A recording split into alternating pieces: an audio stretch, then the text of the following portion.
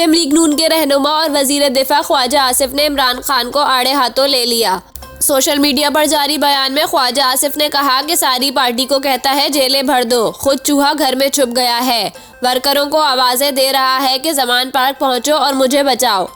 वजीर दिफा ने साबिक वजीर आजम पर तनकीद करते हुए कहा कि अदालत को कहता है मैं बुजुर्ग उमर रसीदा जख्मी हूँ, हाजिर नहीं हो सकता। इसके साथ ही 2 दिन कैद होते हैं तो टीवी पर बैठ के रोते हैं। ये नवाज शरीफ था, बेटी का हाथ पकड़े वतन वापस कैद काटने आ गया। दूसरी जानिब इमरान खान के वकील एडवोकेट अजहर सिद्दीक ने कहा है कि पीटीआई चेयरमैन इमरान खान गिरफ्तारी देने के लिए तैयार है, लेकिन डॉक्टर इन्हें इजाजत नहीं दे रहे।